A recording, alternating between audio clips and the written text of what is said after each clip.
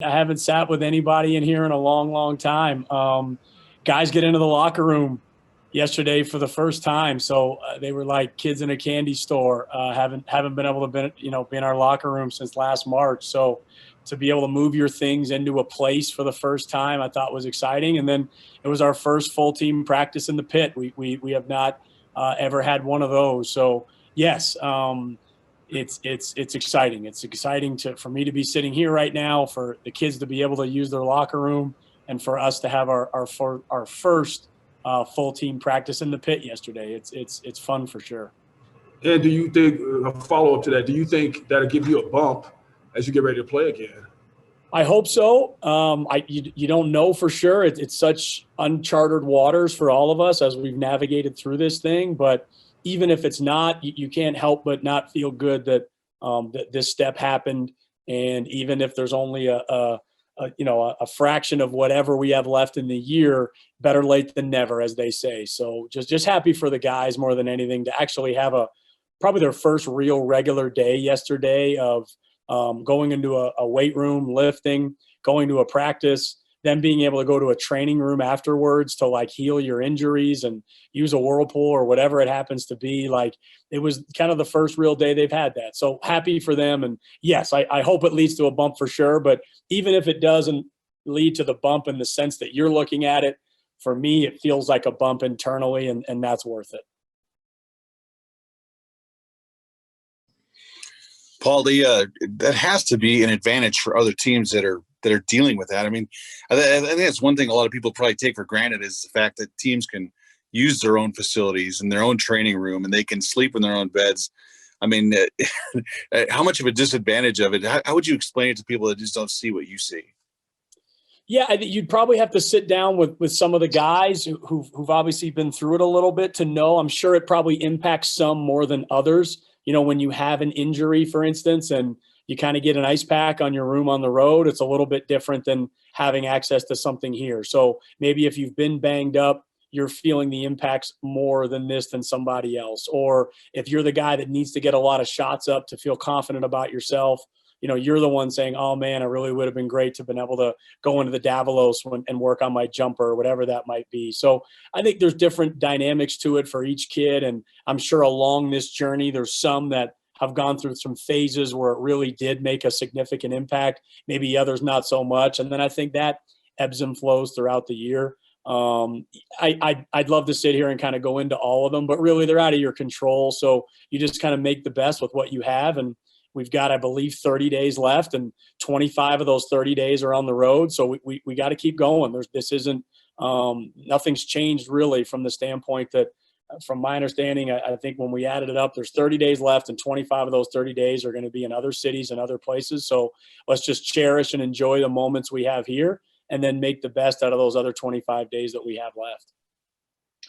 Hey, Paul, specific to what's coming up, Fresno State has a guy who, frankly, looks like a potential NBA type player. Does he compare in any way? I don't want to be unfair to him. He's not at the same level right now as Nemanja Queta, but does he compare to? Maybe he does. Maybe I'm wrong. What do you see in Orlando Robinson, and just kind of how much he's grown just from that freshman year, both physically and just in his game? Because I know physically he's actually listed as a 7-footer now. And he was 6'10" when he played for him last year. So the guy's still growing. What do you see him in as a player and the growth from 1 year? Yeah, I think what makes him even different from Queta in a sense, Queta's obviously special, so I don't want to take away from him, but Robinson is just so gifted offensively. He's got some very just unteachable qualities. His coordination for a kid his size, his feet, his hands. You don't get that package a lot. Usually you're going to give something up. And again, I'm not saying anything about Queta, but there are some things they give up. Orlando Robinson, he's shooting threes. He's very special. He's a very special kind of physical specimen. And I'm sure he's obviously a great kid with good qualities to work the way that he has to develop his game to this point as well. So yes, definitely an NBA talented type of player. And you have to tip your cap kind of to him and how hard he's worked on his game to get it to the things that he's doing on the court right now. He's still very much in the development kind of stage, right? I mean, I guess we all are, or everyone is at the college level, but like you see things. Do you see things in him that weren't there a year ago that you can also see that right now he's just getting better at this and this, even from earlier this season? Yes, for sure. I think obviously his role has improved a lot. Last year, they had a talented point guard in Hyder. They had Grimes back, so part of it might have just been him trying to find his footing with other good players. I think it's pretty clear this year he is their guy. So maybe the confidence that goes with that has helped him. But I'd say even independent of that, his own development on his own game, you can see, and just again a player of that size with his just coordination and overall body movement is rare. He's a talent for sure and an exciting player to watch. Coach, after last game, you said you were going to talk to your players about just their mentality, where they were at, and if they were going to bring back that energy. Where are you guys now that it's been a couple days? We're still fighting. We're still working. We had a full day yesterday. We have a full day again today, and we just intend to continue to put our best foot forward each and every day.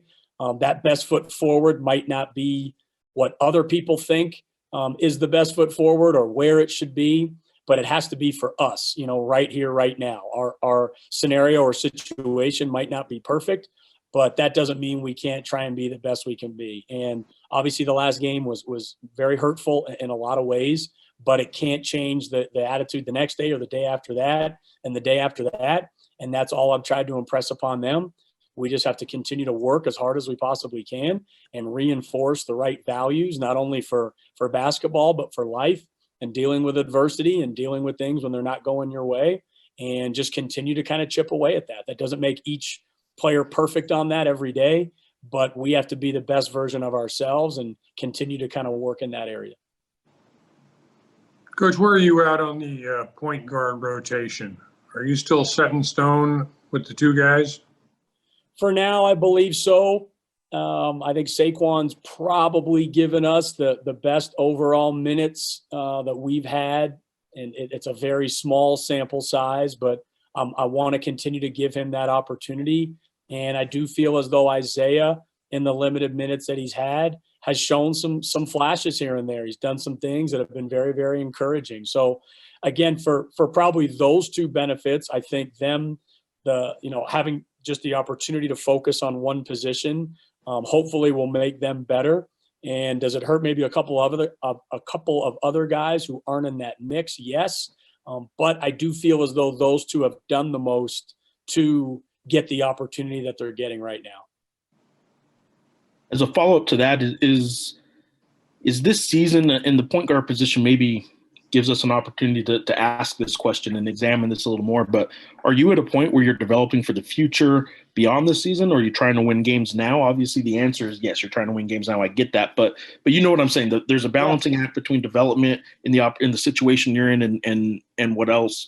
So are you in a position right now where you're making moves for the immediate, or is it for the long term? And if that's the case, a sophomore like a Jeremiah Francis or a freshman like a Nolan Dorsey that aren't getting minutes at the position, you can't play everybody. I get that. But what's the balance between developing for the future with these guys and trying to win now?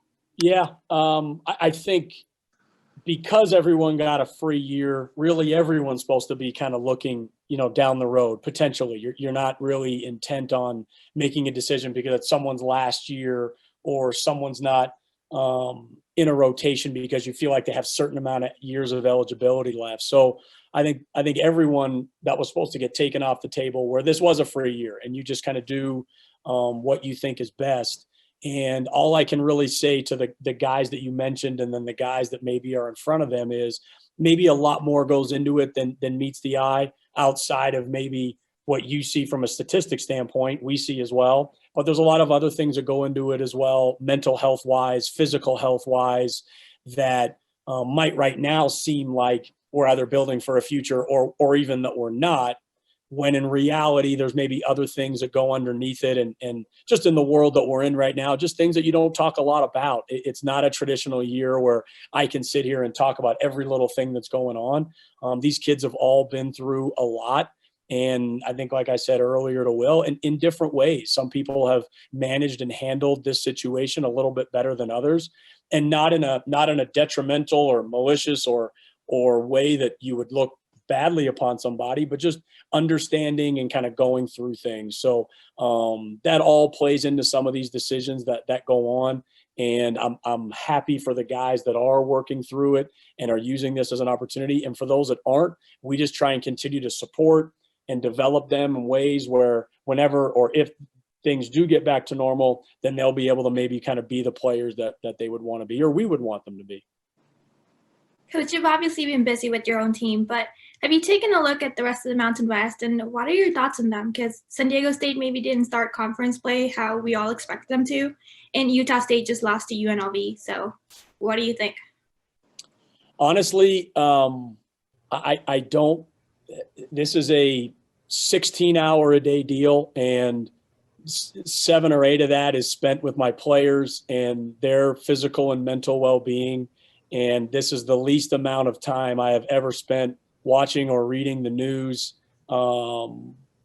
spending time on even other teams in our league. Like there's just not enough time in the day. This has pretty much been a 10-month deal since last March of on watch and managing a group of people to their safety and well-being and performance as best I can possibly be. And there just hasn't been enough time for that. So if I gave you a comment on it, it really wouldn't have enough underneath it that I'd feel confident kind of saying it. There's some things I see from afar, I'm sure as you guys do, but I really haven't spent a lot of time reading newspaper articles about this team or watching things on that team. Right now it's all about Fresno, and when Fresno's over, it'll all be about the team after that. What about your own team, Coach? Have you seen some growth that makes you very encouraged, even though you guys have had your struggles? I have. I realize the last game can kind of taint a lot of things that have gone on, but to be at this point, to have had no COVID positive tests, to have had a team that is still working every single day. And when you look around the country, you look at teams that have either opted out. I mean, you got some pretty prestigious programs and coaches that opted out of non-conference, took pauses for Christmas break, did all these different things because the situations were getting to them.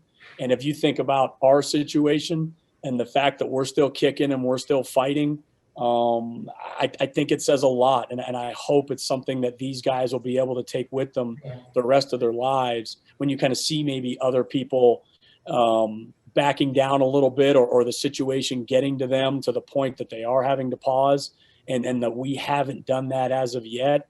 I'm hopeful that it's a great life lesson for all of them, independent of whatever happens on the basketball court. And how hard has it been to keep everybody up? Because that's hard. That's a tough. I mean, it's tough watching from afar. So I can imagine how you guys feel when things don't go your way or whatever, or does it get so humbling that you're just going like, hey man, we're just gonna ride this and try to make the most of what we got? Yeah. I mean, I think that's what I said earlier. Most of my day is just spent with players and even staff and just meeting with people individually and gathering intel and just trying to get a feel for where people at physically and mentally. And then you make adjustments on the fly. We don't have a 5-day plan or a 10-day plan. We have about a 2-day plan, and it adapts constantly as you receive and garner feedback on different areas. And to me, the fact we're still here right now says a lot about our staff and our players and their ability to we just keep working through it.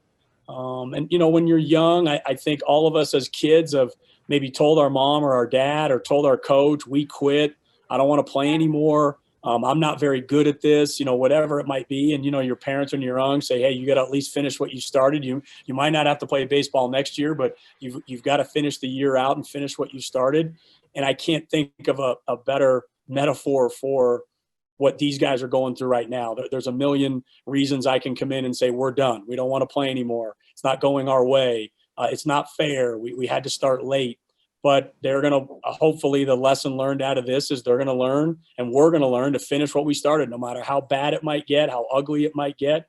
We're just going to keep plowing away and take that with us for not only the rest of this season, but as our lives go forward as well. No matter what people can say about this team, they can't say that it quit. Coach, back to the floor here. How much discussion do you have as far as shot selection and that kind of thing? And I realize the defense runs the offense, but it seems like the guys get in tough situations where they're not taking what may be their best shot. Yeah. It's a great question, Lee, and I'm sure analytics people many years from now will be able to give me better insight onto it. But I went through my past 3 years here at New Mexico, and our shooting stats at the pit and our shooting stats in all neutral and away games. And we're off by, I think, on average, 5 to 7% from three. And I think it's about the same from two. Free throws are, I think, only off by a percentage or two. So on average, if we never played a game at the pit in my first 3 years here, we would be shooting, 6 or 7% less from three, 6 or 7% less from two, and a few different from free throw. And then I think the second point you have to kind of wonder is, if you never get to go home to have a game where you're up 5 or 6%, or you're up 5 or 6% from three or from two, what would that mean for your future road numbers? And it's just really hard for me to, sometimes there are really good shots that are taken and they just don't go in. And do you now maybe start to tell that person, hey, that's no longer a good shot for you? Or is it unfortunately just the compounding effect of never having a home game to have your 4 for 4 night, or have your game where it goes in and you really kind of get your confidence going, to kind of play on the road consistently and not have a gym that you're kind of accustomed to, I think plays a little bit of a role as well. So it's hard for me to say, Lee, no more elbow jumper. You're 1 for your last 15 when it's a jumper you made your entire college career previous to date. It's a jumper you've made all summer and all fall, but right now just doesn't happen to be going down. And we've got to kind of run that balance of, even back to Jeff's point, okay, even though, and I'll give you many examples. Jeremiah Francis from three, Rod Brown from the elbow and the pull-up jumper, Byron Matos around. I can go down the line of guys of, okay, do we really start telling those guys to stop shooting those shots right now because they're not going in? Or really, for their own growth and development, do they need to be able to work through this, maintain confidence in shooting those same shots so that eventually they'll come out of it on the other end? Now, I'd love that other end to be right now or this season, but it might be next season. It might be when they get to kind of play 60% of their games at home, or even 50% of their games at home, and kind of see that ball go in a few more times, have some people cheer their name a little bit, and then all of a sudden they feel better about themselves when that shot leaves their hand. Coach, when was the last time before this week you guys had practiced in the pit? And you alluded to all the facilities being home and everything getting back comfortable in the locker room and whatnot. How does that go in the equation, just being able to practice at the pit, a place that all your newcomers were looking forward to playing in front of a lot of people? Yeah, I think, we've been able to practice in the pit. They've just been in these basically smaller groups. So yesterday was the first time we had our full team practice together in the pit, which was exhilarating. It's depending on what recruit you talk to or what player you talk to, it's a certain percentage of why they came here, to play and be a part of games in the pit. So I think just being in there is fun. Being in there with the rest of your team is fun, and having our kind of first practice of the year is obviously fun too. How that translates to shooting, at Lubbock Christian University or at Dixie State University or at Fresno State University, I don't really know. That's something, like I said, I think many years from now, we might know a little bit more about maybe what I could have done differently, or how we could have adapted things to have the ball maybe go through the hoop a little bit more in these other facilities. But we're at where we're at right now. We just take every day the best it can be. We've adapted a lot of things along the way that we look back and say, well, that probably wasn't the right decision. That probably wasn't the right decision. Let's fix it. Let's do something different. Let's move forward. Let's analyze that. If it's right, if it's leading to good things, let's keep doing it. If not, let's adjust it again. It's probably a microcosm for what you see is going on with our lineup, is exactly what goes on with us kind of day to day. Just doing the best we can to manage and evolve this group for the next 30 days. Coach, do you have a new appreciation for sleeping in your own bed? Whew. You know, we have 3 beds. My wife and I have a bed. My 5-year-old has a bed, and my 2-year-old has a bed. And the only thing I'll say is on any given night, I don't know what bed I'm going to end up in by the time we're all getting up in the morning. It could be both kids in with us. My first night back, I ended up in one bed. My wife ended up in another bed, both with each of our own kids. It's all over the place. So being in my own bed is a lot of fun, but the sleep quantity goes nowhere near up. I'll tell you that. It's a fun experience having little guys at home, but they are wearing my wife out. So when I come home, I try and help as much as I can. Hey, Paul, Coach? I want to circle back to what you're talking about, the shooting percentages and things at home and away. Is there anything specific McQuatch that either you guys have done with McQuatch or that McQuatch has done? Because, and I know I talked to you some about this and some of the other assistants last year, the home road splits for McQuatch Malawatch last year were unbelievable. His final stats were decent. You couldn't tell, but it was because he was so good in the pit and just, 3-point shooting wise on the road last year from McQuatch was just awful. And it didn't seem like a year ago anybody really could put a finger on why that was happening. This year, without the option of the pit, he's still been up and down a little bit, but it isn't just a flat home road split because everything's on the road. So is there anything through McQuatch Malawatch that you can kind of discover as to maybe what a common denominator would be as to why certain players or him specifically has it some days and doesn't other days? Last year, it seemed to be on the road that he didn't have it, but this year it isn't. So is there anything through him that you guys have discovered? Yeah. I mean, for me, it was 2s for 3s. I give each of these guys 4 things, that they need to do. And if they do those 4 things, they probably won't have any issues playing. And I think my second one with Quatch is 2s for 3s. I feel like in the past, he's really settled for a lot of 3s. And that's when, to me, all his numbers really drop. And it shows fatigue. It shows immaturity to an extent, lack of discipline. And he just has to be focused. He's such a good 2-point shooter. He was a nationally ranked guy in 2-point percentage last year. And I just feel like he settles for 3s a lot. So I'm hopeful this year, him continuing to kind of attack the 2-point shot as opposed to hunting his 3s has been helpful. And he's got to continue to go to the glass. I think if you look at the games he's played well, he's had good rebounding numbers. And if you look at the games he's played well, he's had good 2-point numbers. When he starts to shoot a lot of 3s and not rebound very much, and in our last game, he was our lowest percentage offensive crasher from a percentage standpoint. That's when the games like he had, that's when they show up. And we've got to keep him on the backboard and keep him attacking the rim and playing off 2s as opposed to 3s.